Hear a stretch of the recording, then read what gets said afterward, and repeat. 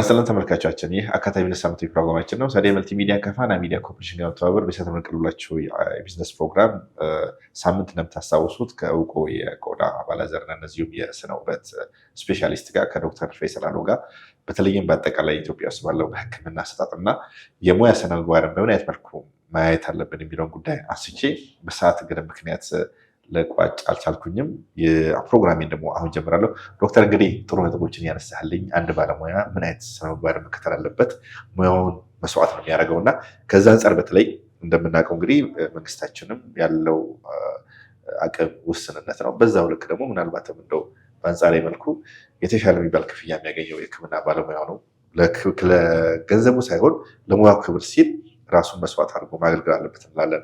ከሌላ ከየትኛው ዲሲፕሊን በተሻለ መልኩ ሳትስፋክሽኑ እርካታው የታማሚዎችን መፍትሄ መስጠት ላይ ነው ብዬ አስባለሁ እና ምናልባትም በጎንኞሽ አንዳንዴ እንግዲህ ረጅም ጊዜ መዋል ላይ ቆዩ ሰዎች በሚያደርጉት ስፔሻሊቲ በሰርጀሪም ይሁን በውስጥ ደግሞ የሚሆን እንዳንተ እንደዚህ በቆዳና ባለዘር የሚሆን በጋይኒም በማህፀንና ፅንስም በህፃናት የሚሆን በተለያየ አይነት ዲሲፕሊን ስፔሻላይዝ ሲያደርጉ እንግዲህ ዲማንዱም ከፍ ይላል። ቅድም እንዳልከኝ ምናልባት ወደ ግሉ ህክምና የሚሄደው 5% ማህበረሰባችን ነው ሪዘነብል በሆነ መልኩ ክፍያ የሚያገኝ ሐኪሞች ናቸው እና በዛ አንጻር በተለይ ሐኪሞች አንዳንዴ እንግዲህ እዚህ አንተ ጋር የምንድናየው በጣም ጊዜውን የዋጁ መሳሪያዎችን ህክምናው አድጓል። የማህበረሰባችንን ፍላጎት የተወሰነው ክላስ እንግዲህ ይፈልጋል እና እነዚህ መሳሪያዎች ደግሞ በተወሰነ መልኩ ባለሙያን እጅግ በጣም ያግዙታል። የራሱ ብቃት ኖሮ ሳለ እንዳያደክሙ ዲያግኖስ አድርገው በተጨማሪ ሰፖርቲቭ ያደርጋሉ እና እነዚህ ደግሞ በግሉ ክፍለ ኢኮኖሚ ማሟላት ይከብዳልና ምናልባት ሀገራችን ላይ የተሻለ የፋይናንስ አማራጭ የሚሰጡ የፋይናንሻል ተቋማቶች አሉና የፋይናንሻል ተቋማት ይሄ ውድ የሆነውን ሙያ ባለሙያውን ከመደገፍ አንጻር እንደው ምን ማድረግ አለባቸው ይላል። አንዳንዴ ወጣቶች ተደራጅተው የተለያየ ላቦራቶሪ ቴክኖሎጂስቶች፣ የነርሶች እንደዚሁ ደግሞ ስፔሻሊስቶች በተለያየ አይነት ዲሲፕሊን ስፔሻል ያደርጉ እንደው አንዳንዴ ተደራጅተው ደሞዛቸው ደግሞ ቅድም እንዳልነው የመብላት መጠጣት ጉዳይ ነው። በተቃራኒ ደግሞ እንደምናየው አንዳንድ የማህበራዊ ሚዲያ ላይ መብላት መጠጣት አልቻልንም ብለው ብዙ ጊዜ ኮምፕሌን ሲያደርጉ እናያለን እና ከዛም አንጻር መንግስት የሚችለውን ያክል ነው ነገሮችን ማድረግ የሚችለው ለሁሉም ሙያ አለው በጀት መጠንና እንደ ወዳሳቸውንም ላይፍ ከመደጎም አንጻር ፊልዱ ላይ ደግሞ በዚህ አይነት ሙያ ላይ ደግሞ ከመድከምም አንጻር ሪዋርዳቸውም ይሄ ነው ብለን ስለምንገምት በግሉ ክፍለ ኢኮኖሚ እንደው የፋይናንሻል ተቋማት ምን አይነት ሰፖርት ማድረግ አለባቸው? በተለይም ከወለድ አልባም ይሁን በወለድ በተለያየ እምነት የፋይናንስ አማራጭ እነዚህ ባለሙያዎች ደግፎ አማራጭ ህክምና ከማግኘት አንጻር ነው ያንተንም ኤክስፔሪየንስ ጨምረህ ትመክራለህ?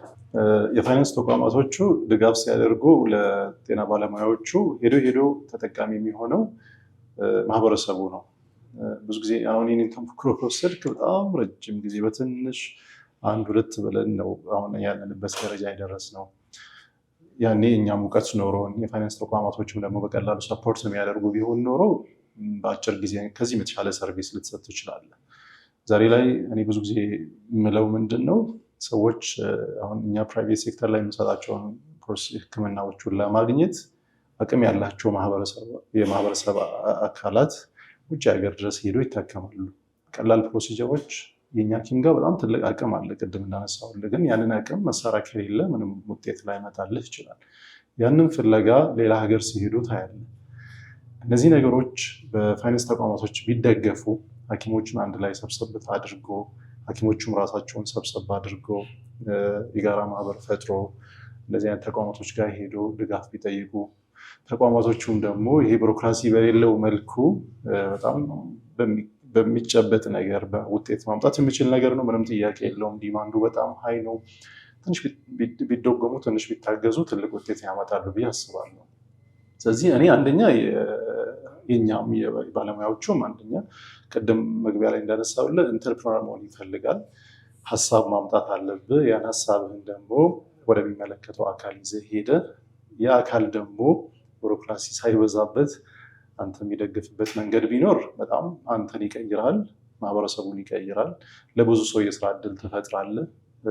እነዚህን እያደረግክ ደግሞ ለውጦች ይመጣሉ። አሁንም እንዳልኩ እኛ ሀገር ላይ በጣም መስራት የሚቻል ግን ትንሽ ተሞክሮች አሁን በሐኪሞች በጋራ ሆኖ የፈጠሯቸው ሆስፒታሎች አሉ። ይህ በጣም ደስ የሚያሰኝ ነው። ከዛ የተሻለ ደግሞ መስራት ይቻላል እና ሌሎች ሐኪሞችም የነበሩትንም ተቋማቶችንም ማሳደግ ፋይናንሻሊ ሰፖርት ቢደረጉ አይ ቲንክ ጥሩ ውጤት ይመጣል እና ጥቅሙ ሄዶ ግን ለማህበረሰቡ ነው የሚሆነው፣ ለሀገርም ጭምር ነው የሚሆነው። ሰዎች ለትንሽ ፕሮሲጀር ብሎ ሃርድ ከረንሲ ፈልጎ ወደ ውጭ ሀገር ሲሄዱ በጣም ታያለ እና ሰው እኮ ትራንስፖርት ለማድረግ ለትራንስፖርት ብቻ ራሱ ስንት $ ያወጣል። እኛ ሀገር ላይ ደግሞ ይሄ ሃርድ ከረንሲ ችግር አለ እና እነዚህ ደግሞ ሌክዠሪ ለሆኑ ነገሮች ወይ ደግሞ ቤዚክ ለሆኑ ምርመራዎች፣ ሕክምናዎች ተብሎ ሰዎች ከሀገር ሲሰደዱ እናያለን። እንደኔ እንደውም መሄድ ሳይሆን ወደዚህ ሀገር እንዲመጡ ከሌላ ሀገር ለምሳሌ ቅርብ ያሉ ሀገራቶችን ታሳቢ ማድረግ እንችላለን። እኛ ጋር ለምሳሌ በቀላሉ ከሰጠው እንደ ምሳሌ ከሶማሊያ አካባቢ የሚመጡ ታካሚዎች ቁጥር በጣም በየጊዜው እየጨመረ እያየን ያለ ነው። ያንን ወደኛ ሀገር እያመጣን ነው ማለት ነው። እኛ ያጣነውን ሃርድ ከረንሲ ወደኛ እንዲመጣ እያደረገ በተቃራኒ መሆን ይችላል። ብዙ ሆስፒታሎች አሁን እንደዛ እየሰሩ እንደሆነ አውቃለሁ። በየሴክተሩ ደግሞ ቢሰራ ጥሩ ውጤት ይመጣል ብዬ አስባለሁ። ስለዚህ ከሀገር የሚወጣውን ማስቀረት ከተቻለ ደግሞ ከጎረቤት ሀገር ቢያንስ ወደኛ ሀገር እንዲመጣ ማድረግ ይቻላል። መልካም፣ ጥሩ ነጥብ ነው። ምክንያቱም እዚህ ጋር የተወሰነ ምናልባት አንዳንዴ አይዲያ ነው ፋይናንስ የማድረግ አሁን የሕክምና ባለሙያው በተለያየ በከፍተኛ በስፔሻሊቲም እንደዚሁም ደግሞ በተለያዩ አይነት የትምህርት ደረጃ ላይ ያለ የሕክምና ባለሙያ ትልቁን መዋለ ንዋይ እውቀቱ ነው። እውቀቱን ደግሞ መንዝሮ በምክንያታዊ በሆነ ክፍያ ማህበረሰብ ማገልገል ነው። በተለይ ይሄ አቅም ኖሮት የተሻለ ሕክምና አማራጭ ሕክምና ለሚፈልገው የማህበረሰባችን አካል ባንክ ላይ ሄደክ የኢትዮጵያን ከረንሲ ነው የምትወስደው። ዞሮ ያንን ከረንሲ እውቀቱን ያን የሕክምና ባለሙያ እውቀቱን እንደ ኮላተራል ይዘክ በዛ ላይ የሙያው ዲሲፕሊን ደግሞ አለ እዚሁ ሀገር ላይ ነው ማህበረሰብን ሳይንገላታ እንዳልከው ዶክተር ከፕሌን ከትራንስፖርት ይጀምራል። እዛ ሀገር ላይ ሆቴሎች አሉ። ከዛ ደግሞ በዚህ ሁሉ ነገር የኢትዮጵያን ከረንሲ የሚፈልጉ ሰዎች ናቸው። ይሄን ነገር አደነ ለባለሙያ የተሻለ በዛ ብቻ አይደለም ከጽዳት ጀምሮ የጥበቃ ስራ ከሚሰሩ ሌሎች ደግሞ ሰፖርቲቭ ስታፎችን ጨምረ ለብዙ ሰው ነው መጠነኛ ክሊኒክ ማለት ፈጥር እና ከዛ አንጻር በተለይ የፋይናንሲያል ተቋማት አሁን በጣም ኮምፒቴሽኑ በዝቷል። ጥሩ ገንዘብ አላቸው። ጥሩ የማበደር ወይም ፋይናንስ የማድረግ አቅም ስላላቸው ለዚህ ለጤና ባለሙያ መቼም አንድ የፋይናንስ ተቋም ለትርፍ የተቋቋመው የራሱ ሪስክ ማኔጅመንት የሚያደርግ ዲፓርትመንት አለው። ሪስክ ቀንሶ ለባለሙያው ይህን ነገር ቢያደርግ በጣም የተሻሉ ሕክምናዎችን ይፈጥራል። ይሄ ጥሩ ነገር ነው። ምናልባት እንደው የዶክተር ፈይሰል ስፔሻሊቲ የጎዳና አባላዘር ክሊኒክ ምናልባትም ደግሜ በቀደም ፓርት ላይ ያነሳሁት ነገር አለ። በጣም በስነ ውበትም ይሁን በዚህ ባለዘርና በቆዳ ላይ በጣም የተረቀቁ ነገሮችን ነው የሚሰጠው እና እንደው አንተ ስለምሰራው ስራ እስኪ እንደው ብዙ ሰዎች እንደው ዊትነስ ሲያደርጉ አውቃለሁ እና ከአንተ ደግሞ እንስማ እስኪ ዶክተር። ያው በዚህኛው ዘርፍ እንዳልኩ ትንሽ ነገሮችን ለማሻሻል ድሮ ከነበረው የሆነ የቆዳና የአባለዘር ሕክምና እንዲሁም ደግሞ የስነ ውበት ሕክምና ሲባል በጣም ጥቂት ነገር ነው ሰው የሚያውቀው። እንደዛ አይደለም። ፊልዱ በጣም ሰፊ ነው። ግን እኛ የምንሰጠው በጣም መሰረታዊ ከሆኑ የቆዳ ችግሮች ቀላል ከኢንፌክሽን ጀምሮ የቆዳ መቆጣት እንደ አለርጂ የምንላቸው ኤግዜማ፣ ሶሪያሲስ የመሳሰሉ ከዛም አልፎ ደግሞ እስከ ቆዳ ካንሰር ሕክምና እነሱን ዲያግኖስ ማድረግ ማከም። ከዛ በጣም ደግሞ ትልቅ ለሀገሪቷ ሪሶርስ ነው። ቅድም ላነሳ ነው ስለ ፋይናንስ ምናምን ስናነሳ ስለነበረ ቤዚክ የሆነ ደርማቶሎጂ መሰረታዊ ደርማቶሎጂ ሕክምና ብዙም ከገንዘብ አንጻር ለእኛ ትልቅ አይደለም። ሳቲስፋክሽን ግን አለው። አንድ ሰው ለምሳሌ የቆዳ ችግር ሲኖረው ከስነ አእምሮ ጋር በጣም የተያዘ ነው የትኛውም የቆዳ ችግር። ያንን ስታክምና ሰውየውን ፋንክሽናል ስታደርገው ለሀገሪቱ ሄዶ ፕሮዳክቲቭ መሆን እንዲችል ማድረግ በራሱ አንድ ሰው በህመም ምክንያት ሳይኮሎጂካሊ ሲጎዳ በትንሽ ብጉር ለምሳሌ እንደ ምሳሌ ባነሳለ አንድ ሰው ብጉር ይዞት ብጉር ኖሮበት ፊቱ ላይ ለ3 ወር ስራ ያቆመ ሰው አውቃለሁ። አንድ ሰው 3 ወር ስራ ሲያቆም ምን ያክል ጉዳት ራሱ ላይ ቤተሰቡ ላይ ከዛም አልፎ ተርፎ ደግሞ ሀገሪቷ ላይ ሊያመጣ የሚችለውን ጉዳት ማሰብ ነው። ይሄ ሳይኮሎጂካሊ ስለሚጎዳ ነው። ይህን እንደ ምሳሌ ነው ያነሳሁት እንጂ ብዙዎቹ የቆዳ ችግሮች ከአእምሮ በራስ መተማመንን በጣም ይጎዳሉ። ከሰው አይሶሌት ያደርጉሃል። ከዛ አንጻር ይጎዳሉ። ይህንን ማከም በራሱ ትልቅ ሳቲስፋክሽን ነው። ግን እንደ ሀገር እንደ ፋይናንስ ደግሞ ስታስብ ሰዎች አሁን ላይ በጣም አድቫንስ አድርጎ ዲማንድ የሚያደርጉት የሚፈልጉት ነገር ከኛ አቅም በላይም ነው ብልህ ትንሽ ማጋነን ይመስላል። ለምሳሌ አንድ ሰው ቦቶክስ ህክምና እንደ ምሳሌ ላንሳ። ቦቶክስ ማለት የቆዳ መሸብሸብ ካለበት ለዚህ ስንስቅ አይን አካባቢ ከእድሜ ጋር የሚመጡ አንዳንዴ ፕሪማቹርሊ ከእድሜ በፊት የሚመጡ ግንባር ላይ የሚወጡ መስመሮች፣ እዚህ ስንስቅ የሚታዩ መስመሮች፣ ይሄ ቦቶክስ የሚባል ህክምና እንሰጣለን። ሰው ይሄ መሸብሸቡን ለማስተካከል ድሮ ይህንን ብቻ ለመሰራት ሰው ወይ ቱርክ ይሄዳል ወይ ህንድ ይሄዳል ወይ ሰሙር ይሄዳል።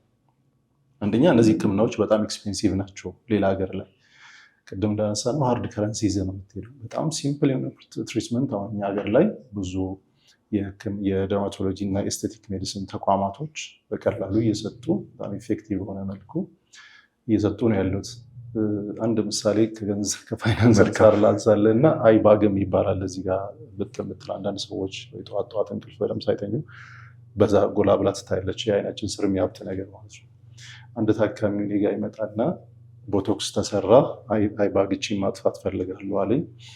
እኔ ትሬኒንግ የወሰድኩበት አንድ ኢንስቲትዩሽን አለ እንደ ሀገር ላይ፣ እዛ ህንድ እየሄድኩ ስለሆነ በሌላ አጋጣሚ እዛ የምታውቀው ሰው ሲለኝ እዛ ሪከመንድ አደረኩት። እችን ቀላል ፕሮሲጀር ናት። እኛ ሀገር ላይ በደንብ በሰፊው ስለማንሰራ እዛ ሄደና ተሰርቶ መጣ። ስንት ከፈሉ ስለው $3000 አለ። ሰዎች አቅም አላቸው፣ መክፈል የሚችሉ ሰዎች አሉ። ሁሉም ማለት አይደለም፣ መክፈል የሚችሉ ሰዎች አሉ። በዚህ መልኩ ሀገሪቷን ሊጎዱ የሚችሉ እዚህ ጋር ግን ቢቀሩ ሀገሪቷን በጣም ሊጠቅሙ የሚችሉ ነገሮች አሉ እና እኛ የምንሰጠው እንግዲህ መሰረታዊ የሆኑ የቆዳ ችግሮችን እናክማለን። ከትንሽ ቆዳ ኢንፌክሽን፣ የቆዳ ቀለም እንደ ማዲያት የመሳሰሉ ብጉሮችን እና ከባድ የሚባል ደግሞ አልፎ አልፎ የቆዳ ካንሰር በጣም ብዙ ማይሆን እኛ ሀገር እዛ ድረስ እናክማለን። ትልቁ ደግሞ አሁን ላይ ጊዜው አሁን በጣም ጥቅም ለሀገሪቷ እየሰጠ ያለው ይሄ ኤስቴቲክ ሜዲሲን የሚባለው ነው። ኤስቴቲክ ሜዲሲን ላይ ብዙ ነገሮች ይሰራሉ። እንደ ምሳሌ ቅድም ቦቶክስን ጠቅሼልሃለሁ። ከዛ ውጭ አሁን ለምሳሌ እዚህ ጋር የምታያቸው ማሽኖች ይሄ አሁን ክብደት ይሄ ቦርጩ ምናምን ማጥፊያ ነው። ያኛው ሌዘር ደግሞ አላስፈላጊ ፀጉር ፊት ላይ ሰዎች አሁን ሴቶች ብዙ ጊዜ ሲኖራቸው አይፈልጉም፣ ወንዶች ያው ይኖራቸዋል። አንዳንዴ ደግሞ ማስተካከል የሚፈልግ ቅርጹን የፂሙን ቅርጽ ራሱ በየጊዜው በምላጭ አላስተካክልም ወይ በማሽን አልነካም ብሎ የሚፈልግ ሰው ካለ በሌዘር ማስተካከል ይችላል። ተጨማሪ ደግሞ አላስፈላጊ የሆኑ ፀጉሮች ሰውነት ላይ ካሉ ማንሳት ከፈለገ አንድ ሰው በእንደዚህ አይነት ማሽን ማንሳት ይቻላል። ብዙ ማሽኖች አሉ እዛኛው ክፍል ይኖራሉ እና ቀላል ይሄ ኤስቴቲክ የምንላቸው ከቀላል ማንም ጤና ባለሙያ ሊሰራቸው ከሚችል እስከ አድቫንስድ የሆኑ በጣም ስፔሻላይዝ ያደርጉ ሐኪሞች የሚሰሩት አይነት ፕሮሲጀሮች አሉን። ዝርዝሩ በጣም ሰፊ ጊዜ ዋና አንኳር ነገሮችን ምናልባት ኤስቴቲክ ላይ ፎከስ ለማድረግ እንደዚህ ለምሳሌ ሰዎች ፊለር ይሰራሉ። አሁን ድሮ ይሄ ሴሌብሪቲዎች የሚያደርጉት ብዙ ጊዜ ከንፈር ማሳደግ ምናምን ወጣቶች እንደዚህ ፊለር ይባላል። እንደዚህ ነገሮች አሁን ሰዎች አያውቁም። ትንሽ ኢንፎርሜሽን እንዲኖራቸው እና ውስን ሰዎች ብቻ ስለሚያውቁ ከሀገር አንጻር ብዙ ጥቅም አላቸው። ሰዎች እስከፈለጉ ድረስ መብታቸው ነው። እንደዚህ አይነት ፕሮሲጀር ጭምር እና ሌሎችም ያላነሳናቸው ይኖራሉ። ስለዚህ እሱ እንደው እነዚህ ነገሮች በሙሉ ለማድረግ ምናልባት እንደው ማቴሪያሉንም ኮላተራል ይዞ አንድ የፋይናንስ ተቋም ባለሙያውን ፋይናንስ ቢያደርገው በጣም ዘርፈ ብዙ ችግሮችን ቀርፎ የማህበረሰባችንን ማህበራዊ ኢኮኖሚያዊ ችግር ቀርፎ በተመጣጣኝ ዋጋ ለውድ ሙያውን መስዋዕት ለሚያደርገው ባለሙያ ደግሞ የራሱን ህይወት በተወሰነ መልኩ የሚያሻሽልበት ነው እና እንደ ሀገራችን ምናልባትም ዶክተር እንደው ኢንዱስትሪ ትዝ ያለኝ ነገር በተለይ እነ ታይላንድ፣ ህንድና ቱርክ የሄልዝ ቱሪዝም በማድረግ ደረጃ አለና ኢትዮጵያ አሁን ቢያሳድግ በተለያየ አይነት ምርታ የምታሳድገው ነገር ከተማችን እድገት የአፍሪካ መዲና ሆና መሰል የልማትና የኮሪደር ነገሮችን የወንዝ ዳርቻዎችን በጣም የብዙን ዓለም በአፍሪካ ብቻ ሳይሆን በአጠቃላይ እንደ ዓለም አቀፍም እንደው ስበት የአንዱ የቱሪዝም ሴንተር ሆኖ ያለበት ነገር ያለውና በጣም ጊዜ ደግሞ የዓለም አቀፍ የኤንቫይሮንመንታል ፕሮቶኮሎችን እነዚሁም ደግሞ ትልቅ ዓለም አቀፍ ምናልባት 50,000 ሰው የሚመጣበትን ስብሰባ ከማዘጋጀት አንጻር በዚህ በተጓዳኝ ደግሞ አድቫንስድ የሆነውን የጤና አገልግሎት ደግሞ ብንሰጥ ሀገራችን ትምህርት ላይ ምን ኢኮኖሚ ላይ የሚያሳድረው ተጽዕኖ እና ኢኮኖሚ ላይ የሚያመጣው ነገር በጣም ግልጽ ነው ብዬ አስባለሁ። እና ከዚህ አንጻር እንደው ዶክተር አሁን የአድቫንስድ እና ስፔሻሊቲ የሆነው የዶክተር ፈይሰል ክሊኒክ እንደው በአጭርና በረጅም ጊዜ ውስጥ እነዚህን ክፍተቶች ከማሟላት አንጻር ከፋይናንስ ተቋማት ጋር ተቀራርቦ ከመስራት አንጻር ሬፑቴሽኑና አሁን የምናየው ነገር ምናልባት በተወሰነ መልኩ እንግዲህ ቅድም ብለህልኛል፣ በአንድ ጊዜ አይደለም እነዚህ ክሊኒኮች እዚህ ደረጃ የደረሱት። የእናንተንም የመክፈልም አቅምም የሪፔመንትንም የተሻለ ነገር እያዩ የሚሰጡትን ሰርቪስም ከማየት አንጻር ኦኬ ዶክተር ብሎ ባንኩ የራሱን አናሊሲስ ሰርቶ ነው የሚያደርገው እና ከዚህ አንጻር እንደው በአጭርና በረጅም ጊዜ ውስጥ ወይም እንደ ስትራቴጂክ እቅድ የያዛችሁት ምንድን ነው? ምክንያቱም አሁን የምትሰሩት ነገር በጣም ኢትዮጵያ ላይ ያልተለመዱ ግን ደግሞ በስፋት ዲማንዱ ያለበትን ተጠባችሁ ነው። የራስን እውቀትን ክህሎትንም ጨምረህ ነው የምታደርገው እና ከዛ አንጻር እንደው የአጭርና የረጅም ጊዜ እቅዱ ምን ይመስላል? ወደ እቅዱ ልምጣልህና እቅዱን ከማንሳቴ በፊት አንድ ነገር ትዝ አለኝና ቅድም ስታነሳቸው ከነበሩት ፖይንቶች መካከል አንደኛው እኛ ሀገራችን ላይ ያለውን አቅም ካየነው በላይ ሌሎች ሀገራቶች እኛ ሀገር ላይ ያለውን አቅም በደንብ እያዩት ነው። ለእሱ አንድ ምሳሌ ላንሳለን። ቅድም እኔ አንዴ ሄጄ የሆነ ትሬኒንግ የወሰድኩበት ኢንስቲትዩሽን አለ እና እዛ ኢንስቲትዩሽን ትሬኒንግ ስንሄድ ከኢትዮጵያ እንደመጣ አወቀ እና አንድ ጓደኛ የነበረን ሄድ ነው ጠራንና ለብቻ ቢሮ ቁጭ ብለን ተነጋገር አወራን። እሱ ምንድን ነው የሚያወራን? ኢትዮጵያ ላይ ይህንን አይነት ትሬኒንግ አምጥተን ብንሰጥ ምን ይመስላችኋል ነበር ያለ። አሁን ያንን ሄደንበት ምናልባት ከአንድ ወር በኋላ ትሬኒንጉ ኢትዮጵያ ውስጥ ይኖራል ብዬ ተስፋ አደርጋለሁ። ብዙ መንገድ ሄደናል፣ እሱ እናሳካለን። ያንን ትሬኒንግ ለመውሰድ እኛ ስንሄድ ትሬኒንጉን 3000 ብር በካሽ ነው ትከፍለው፣ $3000 ትከፍላለህ። ትራንስፖርቴሽን ኮስት አለብህ፣ የሆቴል አለ፣ አኮሚዴሽን ኮስት አለ፣ ምግብ ትበላለህ፣ እዛ ስቴዲያው ትንቀሳቀሳቸው ብዙ ነገሮች አሉ። አሁን ያንን ትሬኒንግ እዚህ ለማምጣት እያቀድን ነው። ከእነሱ ጋር አግሪመንት ጨርሰን ምናልባት ከአንድ ወር በኋላ ትሬኒንጉን ልናመጣው እንችላለን። ያ ጥቅሙ ምንድን ነው መሰለህ? አሁን ልክ እንደኛ አይነት እንደዚህ አይነት ትሬኒንግ ፍላጎት ያላቸው ባለሙያዎች በጣም ብዙ ናቸው። አንደኛ ትሬኒንጉ በጣም ኢንተርናሽናሊ ኳሊፋይድ በሆኑ ባለሙያዎች ይሰጣል። ሁለተኛ ደግሞ ሀገራችን ላይ መሆኑ ቅድም ያነሳናቸውን ወጪ በሙሉ ትቀንስላቸዋል። ሶስተኛ ደግሞ አሁን አንዳንድ ትሬኒንጎች ልታገኝ ትችላለህ በየቦታው፣ ግን ኳሊቲው በዛ ልክ አይደለም። አንደኛ ከባለሙያ ምርጫ ጀምሮ ማንም አሁን አንዳንዴ ቆዳ ላይ እያለን ያለ ነው አንዱ ችግር እየገጠመን ያለው ኳሊፋይድ ያልሆኑ ሰዎች መጥቶ ዝም ብለህ ማሽኑን ገዝተህ እሰራለሁ ብትል የምታመጣው ችግር ይበዛል ከምትሰጣቸው ጥቅም በላይ።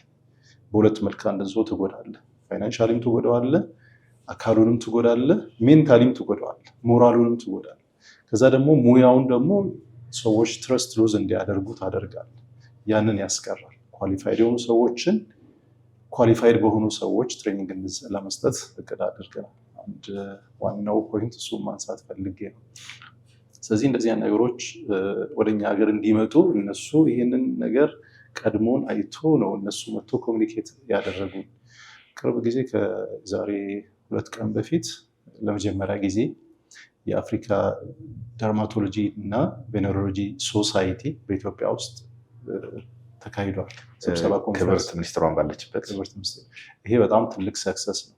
በጣም ትልቅ ድካም፣ ጓደኞቻችን ደክሞበት ነው ይህንን ያሳኩት። እነዚህ ሰዎች አሁን ስለ ኢትዮጵያ ቅድም ካነሳነው አንጻር ብዙ ነገር አይቶ ሄዷል። በጣም እኛ ጋር ትረስት ዲቨሎፕ አድርገዋል። በቀጣይነትም እንደዚህ አይነት ኮንፈረንሶች ኢትዮጵያ ውስጥ እንዲመጡ መንግስትም የሚፈልገው አቅጣጫ ነው። ያንን ደግሞ እያሳካን ያለነው በእኛ ሙያ። የእኛ እቅድ ምንድነው? በአጭር ጊዜ ኳሊቲ የሆነ ሰርቪስን በተመጣጠነ ዋጋ ለማህበረሰቡ መስጠት ነው። ኳሊቲ ስንል ባለሙያው በጣም ኳሊፋይድ መሆን አለበት።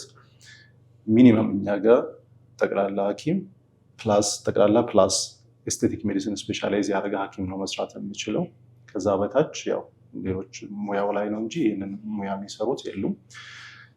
ደርማቶሎጂ ስፔሻሊስት፣ ኤስቴቲክ ሜዲሲን ስፔሻሊስት በጣም በሙያቸው ረጅም ዓመት ልምድ ያላቸው ሰዎችን ብቻ ነው ቀጥረ የምናሰራው።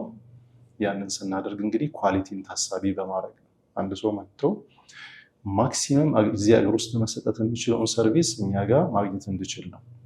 ከኛ አቅም በላይ ከሆነ ብቻ ነው ሌላ ቦታ ሰው እንዲሄድ ሰጅስት የምናደርገው። በአጭር ጊዜ ይህንን ነው የምናደርገው። ይህንን እያደረግን ያለ ነው። በረጅም ጊዜ ደግሞ ሰርቪሱን በማስፋት የተሻሉ ዘመኑ ያፈራቸውን ቴክኖሎጂዎች ወደ ሀገር በማምጣት ከኛም ሀገር አልፈን ለጎረቤት ሀገራቶች ሰርቪሱን እንዲያገኙ ማድረግ ነው። አሁንም ጀምረናል እሱን ነገር። በአጭር ጊዜ ውስጥ ደግሞ ያንን በደንብ አስፋፍተን አሳድገን በጣም ሰዎች ሳቲስፋይድ የሚሆኑበትና ስመጥር የሆነ ኢንስቲትዩሽን መፍጠር ነው። ከዚህ በተጨማሪ ቅድም እንዳነሳውልን ትሬኒንግ ኢንስቲትዩሽን ጎን ለጎን አብሮ ማስኬድ ነው።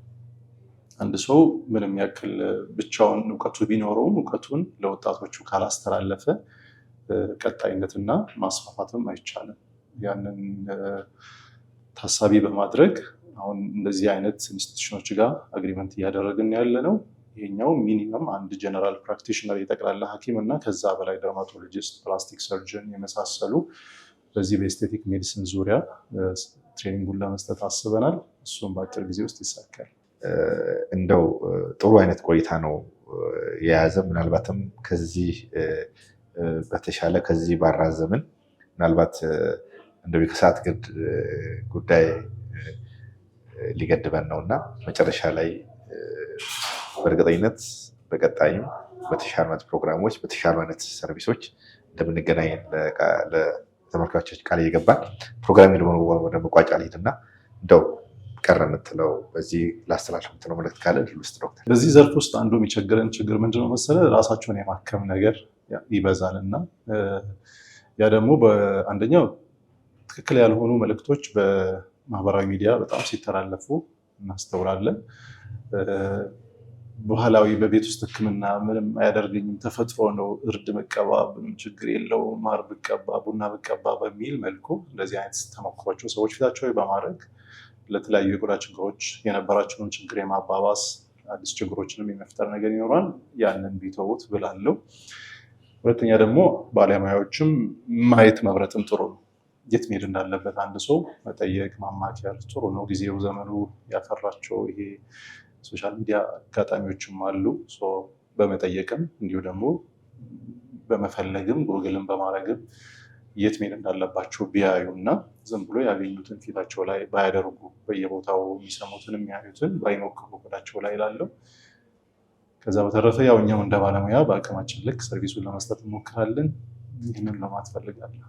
መልካም ተመልካቾቼ፣ ከዶክተር ፈይሰል አሎ የቆዳ አባላዘርና ልዩ ስነ ውበት ስፔሻሊስት ሐኪም ጋር በሁለት ክፍል ያደረኩት ቆይታ በዚህ ይቋጫል። ከዛ በፊት ግን ዶክተር ውድ ጊዜ ተሰውተ ለሰጠኝ ሙያዊ ቃለ መጠይቅ በሰፊ ፋና ሚዲያ ኮርፖሬሽን ስም እጅግ በጣም የከበረ ምስጋና አቀርባለሁ። በጣም አመሰግናለሁ።